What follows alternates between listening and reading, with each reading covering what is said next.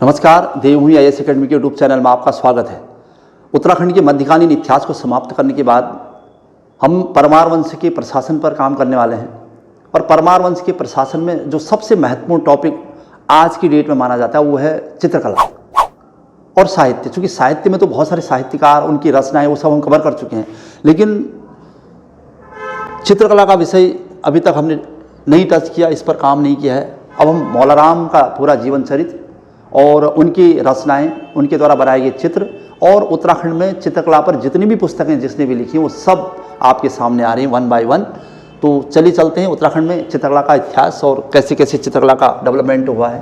प्राचीन इतिहास में हम ये पढ़ते हैं कि उत्तराखंड में बहुत सारी गुफाएँ देखी गई हैं और प्राचीन इतिहास में हम अजंता एलोरा की गुफाओं के बारे में भी जानते हैं कि वहाँ किस प्रकार की चित्रकला हुई है और किसने उन गुफाओं में चित्रकला की है, ये सब। तो लेकिन उत्तराखंड में जो चित्रकला देखी गई है प्राचीनतम स्तर पर अगर देखा जाए तो वो उत्तराखंड की प्राचीनतम गुफाओं में या उडियारों में देखी गई है।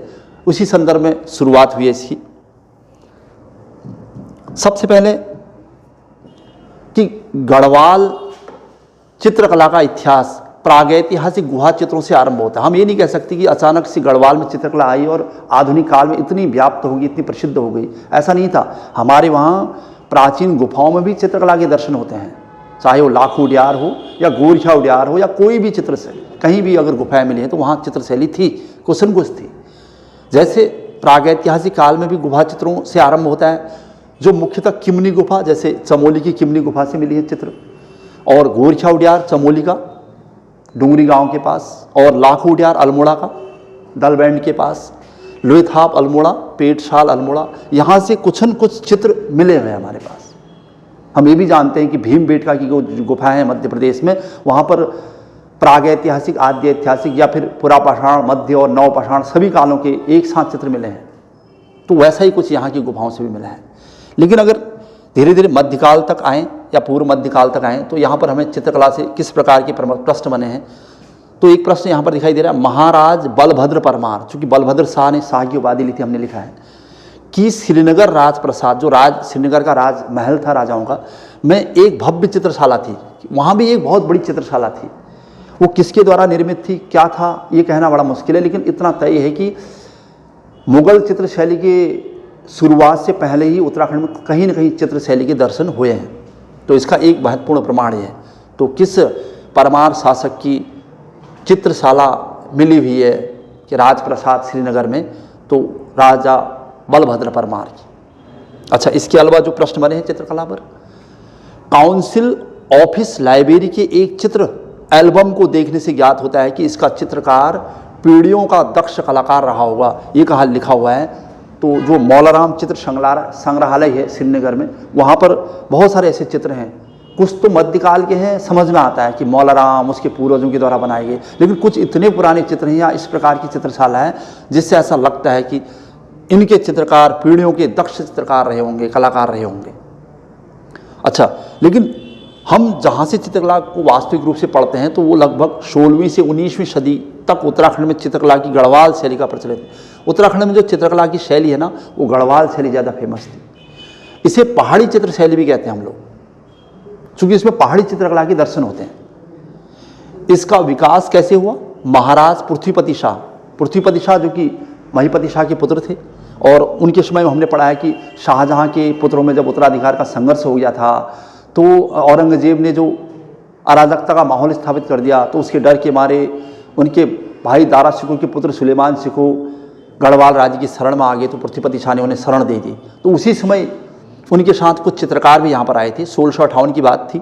श्रीनगर दरबार में पहुँचे और शाहजहाँ के 2 दरबारी चित्रकारों के वंशज कुंवर श्यामदास और उनके पुत्र हरदास, ये लोग यहाँ पर आए थे। इनको यहाँ पर शरण मिल गई थी और फिर उत्तराखंड में मुगल चित्रशैली का प्रचार प्रसार होने लगा। चूँकि मुगल चित्रकला का काल तो अपनी चरमोत्कर्ष का काल था, खासकर जहांगीर का काल, और मुगलों में चित्रशैली के दर्शन ईरान की शैली से प्रेरित है। हुमायूं जब शेरशाह सूरी हार गया तो उस समय वो ईरान में राजा शह तहमास्प की शरण में चला गया। जब वो वापस आ रहा था तो अपने साथ 2 बड़े चित्रकारों को भी लाया था और मुगल चित्रशैली की शुरुआत हुई। और उत्तराखंड में ऐसी इन दो चित्रकारों से, कुंवर श्यामदास और उनके पुत्र हरदास से, धीरे धीरे कुंवर श्यामदास, उनके पुत्र हरदास, फिर हीरालाल और मंगतराम जो कि मौलाराम के पिता हैं, और फिर मौलाराम, चूँकि मौलाराम हमारा मेन उद्देश्य है जिनको हमने पढ़ना है, तो ये उत्तराखंड के प्रमुख चित्रकार मानेंगे। फिर तो इसमें ये जो नाम है कुंवर श्यामदास, हरदास, ये पृथ्वीपति शाह के समय में इन्हें शरण मिली थी। फिर इन्हीं के वंशज हीरालाल ने उत्तराखंड में चित्रशैली की सूत्रपात किया था, और फिर मंगतराम, मौलाराम, फिर इनके भी वंशज, मौलाराम के भी वंशज ज्वालाराम, आत्माराम, तेजराम, अजबराम और शिवराम, ये, और फिर लास्ट में चैतू और माणकू, ये सब कहीं न कहीं उत्तराखंड के इतिहास में इन चित्रकारों का महत्वपूर्ण योगदान है।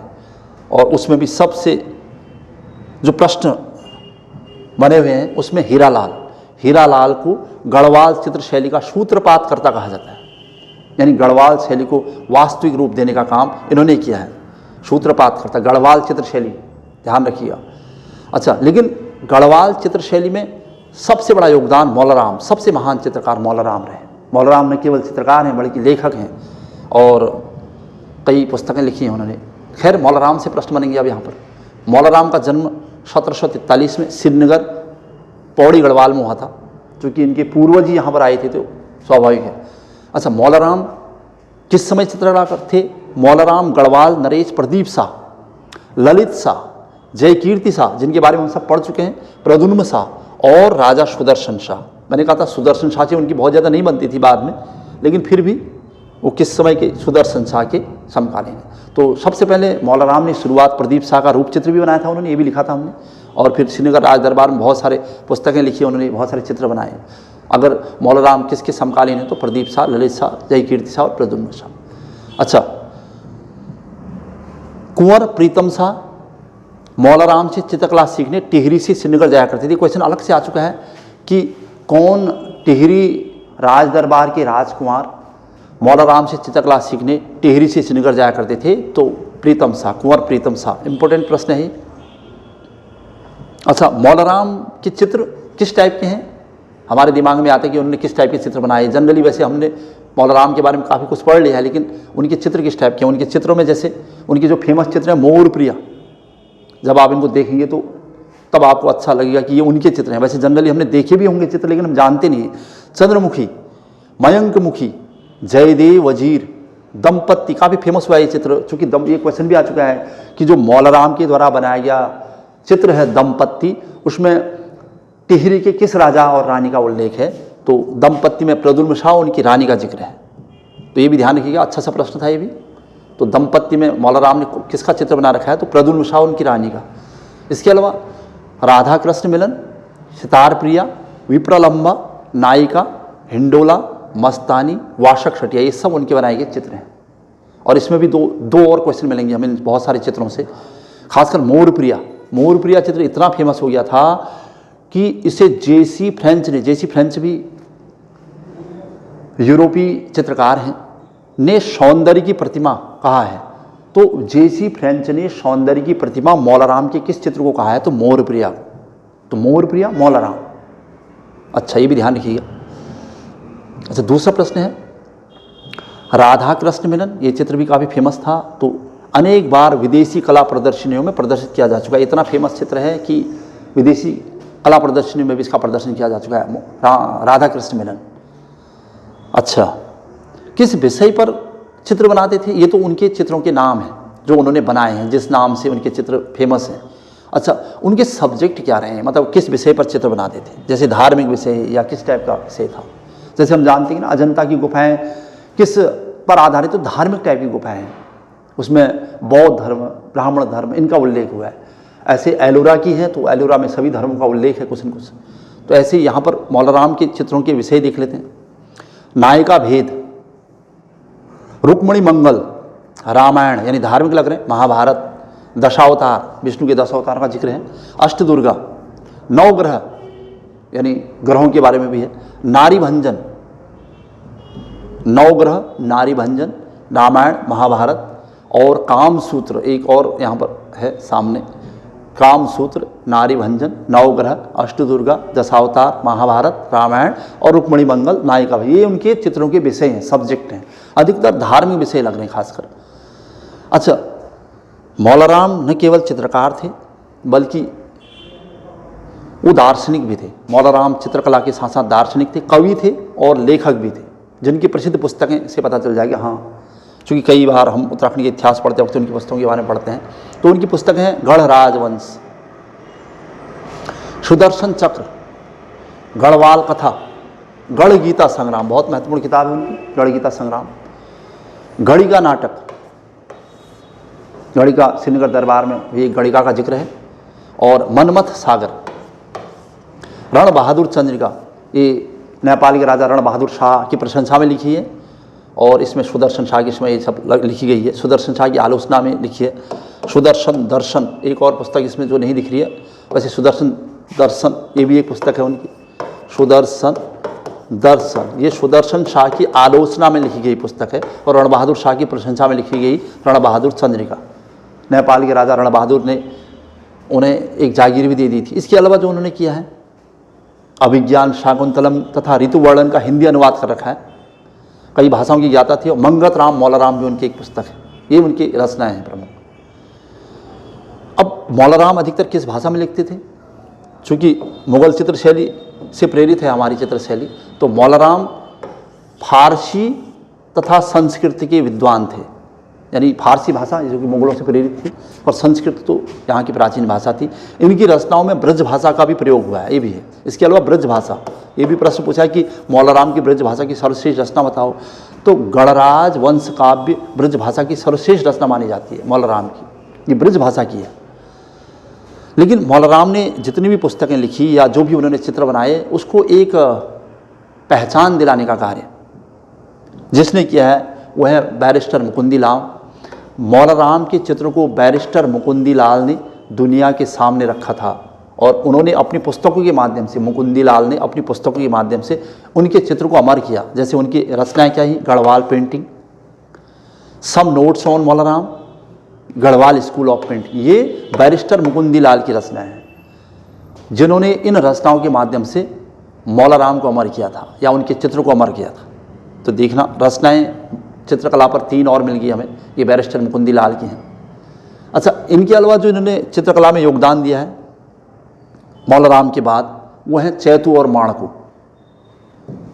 मौला राम वंशावली के इतर, मतलब इनके बाद चैतू तथा माणकू भी गढ़वाल चित्र शैली के प्रमुख चित्रकार रहे हैं।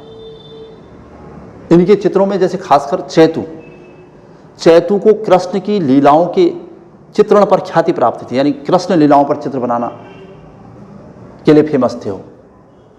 ऐसे ही माणकू, चैतू के लिए एक और प्रश्न है यहाँ पर, चैतू द्वारा 13 चित्रों का एक साथ समन्वय, रुक्मणी हरण चित्रशाला आज भी वाराणसी कला भवन में सुरक्षित है। चैतू के द्वारा बनाई गई जो 13 चित्रों की रुक्मणी हरण चित्रशाला है, वाराणसी भवन में आज भी सुरक्षित है। और माणकू के द्वारा, माणकू ने जयदेव के गीत गोविंद का चित्रण किया था, जो जयदेव की रचना गीत गोविंद, उसका चित्रण कर रखा है। और उन माणकू का एक विशेष चित्र है, प्रसिद्ध चित्र है, वो आँख मिचौली। ये प्रश्न भी पूछा है अभी तक ग्रुप सी में कि आँख मिचौली किसका प्रसिद्ध चित्र है, तो माणकू का, जबकि रुक्मणी हरण किसका प्रसिद्ध चित्र है, तो चैतू का। ये ध्यान रखिएगा। ये थे मौला राम और चैतू तथा माणकू। इसके अलावा यहाँ पर चित्रकला में हमने ये जाना है कि उत्तराखंड में चित्रकला पर जितनी भी आज तक पुस्तकें लिखी गई या जो भी खास पुस्तकें हैं, उनका थोड़ा सा उल्लेख करते हुए जा रहे हैं हम। चित्रकला से संबंधित रचनाएं, एक मौला राम की सारी रचनाएं हमारे पास थी। मौला राम को दुनिया के सामने उनके चित्र को रखने का काम बैरिस्टर मुकुंदी लाल ने किया, तो उनकी रचनाएं भी हमारे पास हैं। अब उसके अलावा और कौन कौन सी रचनाएं, तो गढ़वाल पेंटिंग, बैरिस्टर मुकुंदी लाल की पेंटिंग्स, गढ़वाल पेंटिंग्स थी, और इनकी है गढ़वाल पेंटिंग, ये भी अंग्रेजी भाषा में है, वी आर्चर की। दूसरी है गढ़वाल चित्र शैली एक सर्वेक्षण, डॉक्टर यशवंत सिंह कठौज की। पहाड़ी चित्रकला किशोरी लाल वैद की। हिमालयन आर्ट जेसी फ्रेंच की। कई बार कोई ग्रुप सी के क्वेश्चन में क्वेश्चन पूछा है कि हिमालयन आर्ट किसकी रचना है, चित्रकला पर लिखी गई है जो। और कुमाऊं की चित्रकला यशोधर मटपाल जी की, और राजपूत पेंटिंग कुमार स्वामी की। ये थी चित्रकला से संबंधित उत्तराखंड के सिलेबस में जो पुस्तकें आई हैं, यानी कहीं न कहीं चित्रकला से इनका रिलेशन है, वो सब। ये था हमारा एक विशेष टॉपिक, उत्तराखंड में चित्रकला का इतिहास और मौला राम, चैतू और माणकू। चलिए, इसी कड़ी में हमारा जो नेक्स्ट टॉपिक होगा वो आधुनिक काल में कुमायूं कमिश्नर, एक महत्वपूर्ण टॉपिक ये होना है। और इसके अलावा हमें मध्यकाल में चंद प्रशासन और चंद राजवंशावली को भी कवर करना है। चलिए आज की क्लास यहीं पर समाप्त हो रही। जय हिंद, जय उत्तराखंड।